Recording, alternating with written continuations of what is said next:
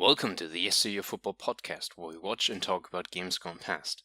I'm Sebastian, here to bring you another retro recap, again from the 2003-2004 season, as we continue our romp through that particular season. Not really trip down memory lane, as I mentioned. I missed the entirety of that season, so it's more of a catch-up exercise. And I thought it fitting that after taking a look at Ronaldinho's home debut for Barcelona, that we'll this week focus on the other side of the Clasico divide and take a look at Real Madrid in the early goings of the season in the summer of 2003, and then you're in the September here. And Ronaldinho was not the only big name to arrive in La Liga in the summer of 2003, as Real Madrid had a certain David Beckham join the party. After falling out with Sir Alex Ferguson, his days at Manchester United were numbered. Boots were kicked, names were called, and the writing was on the wall at some point that David Beckham was on his way out, and Real swooped in, paid a cool 37.5 million euros for him.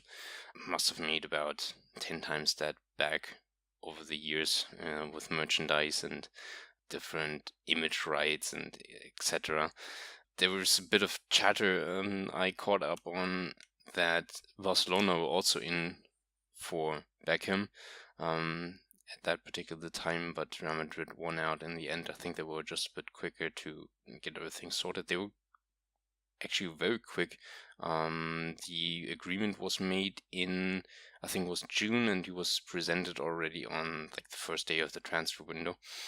And Real Madrid went on a tour in Asia, visiting Beijing, Hong Kong, Tokyo, Bangkok, and that supposedly earned them 10 million euros just in 2 weeks. And yeah, they were a bit slated for that. From what I read, the players weren't all too happy with the preparations on the field, so to speak. Like the commercial aspects were just a bit too much during those weeks, and the sporting aspect suffered a bit. Actually, they lost their first match of the season in the Super Cup against Mallorca, which was played over 2 legs. They lost the first one away to Mallorca, but then got the return leg and claimed their first trophy of the season. It has to be noted that David Beckham did not completely free himself of Manchester as the new coach with Real Madrid. Joining in the same summer was Carlos Queiroz, who had been assistant manager under Sir Alex. And there's a famous quote from Zinedine Zidane, which we of course have to mention here, talking about what it meant that Claude Makélélé left the club and David Beckham joined. Zidane mentioned that it's like putting another layer of gold on a Bentley while ripping out its engine. And of course, Claude Makélélé was one of the best holding midfielders likely of all time, and especially around those days, just amazing defensive midfielder.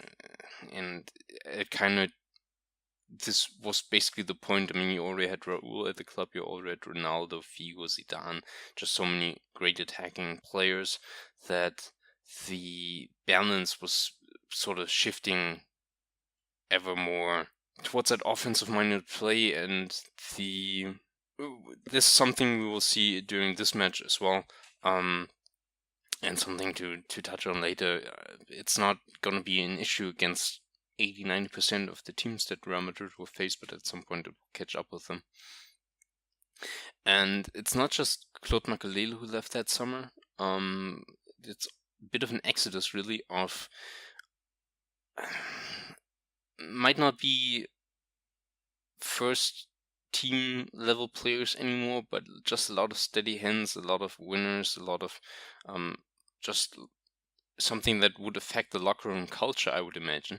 It's Makélélé who left, McManaman left, Morientes, Hierro, Ivan Campo, and even somebody like Flavio Conceição was just a steady hand to have around. And if you lose half a dozen players who've been there for a couple of years, who have won the Champions League, I mean, you're not bringing in no names either, but it's just a bit of a shift in the culture. You would imagine that now it's the new kids ruling.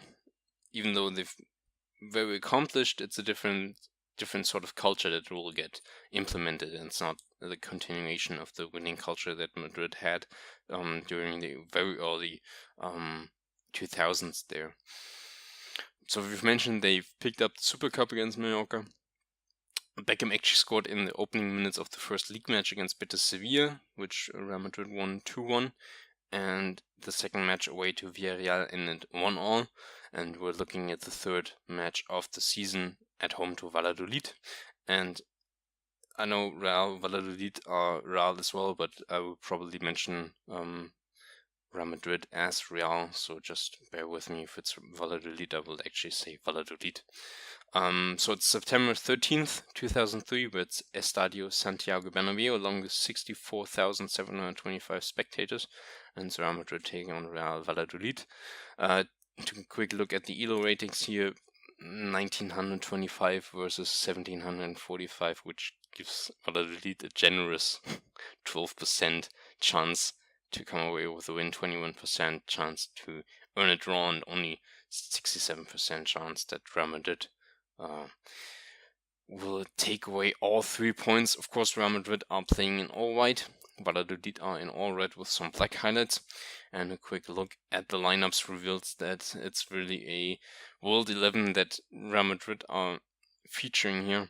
It's Casillas in goal, Roberto Carlos, Bravo, Pavon, Salgado as the backline, Beckham and Cambiaso as the holding midfielders. Didn't really remember Cambiaso featuring with Real Madrid, but here he is.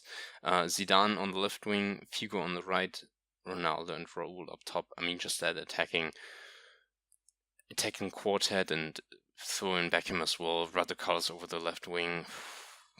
Amazing. And then for Valladolid, it's Bezari in goal. It's Marcos, Julio César, Martin, Torres, Gomez as the backline. Then you have a 5-man midfield: Zapata, Sanchez, Sousa, Caminero, Riquetti, and up top it's Sales. And while it's nominally a 5-man midfield, it's more of a 5-man backline for Valladolid. Creates a 3 versus 2 advantage against Raúl and Ronaldo, which is smart to do, but it's still not going to save you probably. They're keeping 10 men behind the ball at all times, and it's Real Madrid straight away completely standing up inside the opponent's half. Valladolid very easily hurried when the center backs are on the ball, and just had me figuring that there was little relief to be expected. I mean, I knew the scoreline going into the match, but yeah,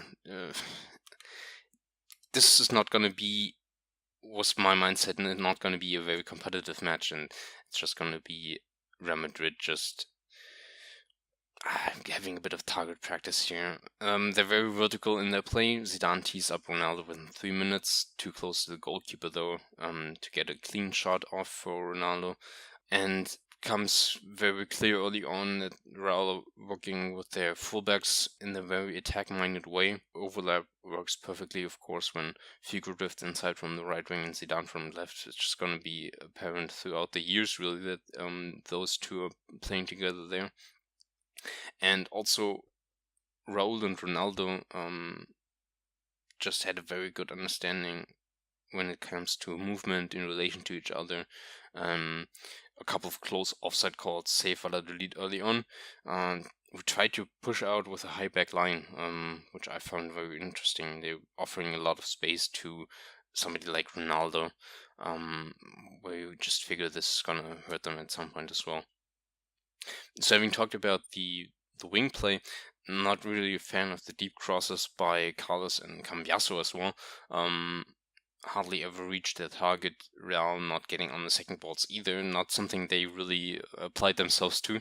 So it wasn't even a way where it's like, okay, let's get the ball up top and figure out how to get a hold of it inside that final third of the pitch. Bit of a puzzler that by the Carlos as well was just lumping the balls upfield from like halfway line. Opener comes 21 minutes in by Ronaldo, or rather an own goal. It's Carlos down the left wing, actually makes a trip up the field, cuts a pass back inside. Ronaldo takes it first touch from 20 yards out, takes a big deflection off Julio César, and it's just no chance for Bezari in goal to react to that, and it's 1-0 for Real. Valladolid, must be said, respond positively, push out, and look to retain possession more inside the final third of their end, or basically Real Madrid's end, so to speak, which in turn opens up even more room for counterattacks. And Figo, who had been a bit quiet in the first 20 minutes or so, works as like the relay station in the center of the field. Something I noticed, which didn't really figure in my mind, I felt Figo had a fairly slow first step. Like he didn't really get off the mark that quick. Might have just been on this day, but something I hadn't really in my memory that way. About the colors, when attacking, for all intents and purposes, now becomes a left winger. Zidane moves into the number 10 spot, and quite interesting that they had a very good spacing in center midfield. They're not standing on each other's feet, especially if you have David Beckham roaming around and Raul drops back sometimes. They're very good with like figuring out how the pieces fit together there already. And yeah, after half an hour, the game scoreline-wise is already settled. It's an amazing finish by Raul for the 2-0. Figo pelts in a cross from the right, and it reaches Raul at knee height. Very awkward, but he jumps up, turns to meet it, and sort of guides it past the goalie with the outside of his boot. I watched the replay 5 times and I couldn't really figure out how he did that. And 3 minutes later, it's another great finish by him for the 3-0. This time, an early cross by Carlos actually works. Raul is still outside the box. The offside trap fails. Raul takes it onto his chest into the box. There's a center back on him, but Raul is too quick and lobs the ball over Bizarri into the goal. Just one fluid motion to stretch over 10 yards, and then with a finish, just amazing. Brilliant work by Raul there for 3 minutes, and he basically wins the match himself. And now it's just a matter of how high the scoreline will grow. A couple of chances still before halftime for Real. Figo with a good effort from 12 yards out. Ronaldo from 10 yards. Neither find the back of the net. For Valladolid, it's a couple of substitutions before halftime. Jonathan Martin off for Chino Lozada, and David Sousa comes off for Kema. Best chance for Valladolid comes from a free kick 20 yards out just before the halftime. I think it was Riquetti who took it, and he hits the bar. And at this point, it's halftime. It's a question, of course, inside the Valladolid locker room, like how do you approach the second half? Normally you would figure, okay, against this opponent, just shut up shop, look to not concede many more goals, just keep the scoreline respectable, but it's not what Valladolid opt for. They're quite attacking going out, and it's gonna hurt them in the process. Raul drops deep into midfield now. Zidane moves far out to the left, and Carlos cuts inside more. And it's Beckham, the playmaker in the center of the midfield.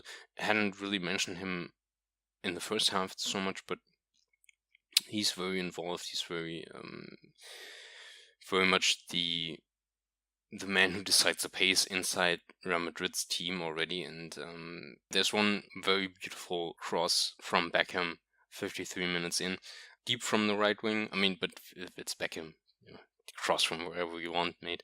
It's 40 yards diagonally across the pitch towards the other end. On the left wing, it's Zidane who takes it straight out of the air with his left boot, sticks it into the far corner for the 4-0. It's just amazing. The cross itself was perfectly weighted, and Zidane, it just drops beautifully over the defense for Zidane. He doesn't have to break stride, and with Zidane you can actually cue that up for him, and he's just gonna take that on his. I mean, if that guy has a weak foot, even. Just amazing. Another amazing goal here from Real Madrid. And now it's 4-0, and you kind of figure, like, okay, what are Valladolid going to do now? And you would think, of course, that 4-0 is just going to be the end of it, but we're entering a very hectic 10 minutes here. Kema had already been the action man for Valladolid in the attack. He had a good shot from 12 yards out, narrowly missing the target. And Valladolid earn a free kick at the corner of the box. And Beckham is in the wall, turns into the shot, arms up high, and gives away a penalty. Lozada takes it hard to the left, and it goes in just underneath Casillas, very annoyingly for him. Up the other end of the pitch, it's Figo who pulls inside the box, is fouled, converts the penalty himself. Loan to the right, Bizarri had the corner, but it's too well placed. So inside the span of 3 or 4 minutes, we're tacking on another 2 goals here. It's 5-1 to Real Madrid now. Oscar Gonzalez in between had come on for Valladolid. He combines with Chema on the first attack from the kickoff. They catch Real Madrid snoozing here, and Chema heads in across from the right wing for the 5-2. And insanely, Valladolid just keep pushing, and they hunt the ball carrier inside the Real Madrid's half. Some of the Madrid players do look quite annoyed by this. At 5-2, they figure their work's done here. Zidane and Figo actually taking off after a good hour already, replaced by Guti and Antonio Nunez. And then 20 minutes from time, Beckham slips a through ball for Ronaldo, who sidesteps Caminero and coolly puts away the 6-2. And yeah, Ronaldo's a bit of a puzzler here. He didn't look out of place. I mentioned already that he had good understanding with Raul, I figured. But he's not as involved as you would figure, and he needed to create the chances for himself mostly, which I found interesting, because you'd think they could be able to tee him up more like Beckham did here. He still needed to get past one defender, but there was a lot of times when Ronaldo had the ball 25 yards out and still like a row of defenders in front of him, and doing a couple of step overs and getting a shot off that was ultimately blocked, and that wasn't his best match for Real Madrid. Early in that move for the 6-2, Cambiaso had gone down injured, is now replaced by Boya Fernandez. A couple of the names here just don't ring any bells for me. That roster, after the first dozen or so world stars, just drops off a cliff. Bizarri has to be mentioned, not at fault for pretty much any of the 6 goals he has conceded so far. Which is of course a great thing to say. He did a respectable job for a goalkeeper who conceded half a dozen goals. But 15 minutes from time, it's his first mistake. He lets a shot by Salgado from 20 yards out get out in front of him. Raul is on it first, backhills it into the goal for the 7-2, and that's the final scoreline there. Last thing that happens is Nunez off a run from the right wing, hits the post with a shot. Bizarri actually got a hand on that, so it's a bit of a vindication here, gets the last laugh. As Valladolid fall 7-2 to Real Madrid away from home. Raul takes home the match ball. He's the man of the match for me as well. Best hair, of course, goes to David Beckham with that weird ponytail thing that he had. And as for a reviewing recommendation, I would figure that highlights are enough for this one, but the goals are very much worth watching, especially the couple that Raul scored in the first half, beautifully taken. That cross from Beckham for the 4-0 was amazing as well. So there's a bit to be enjoyed there. Planning to do a couple more of these for the 2003-2004 season. If you enjoyed those, follow us on Twitter at YYFPOD, and check us out on facebook.com/YYFPOD, as well as the website yyfp.rcks. So long, we say goodbye.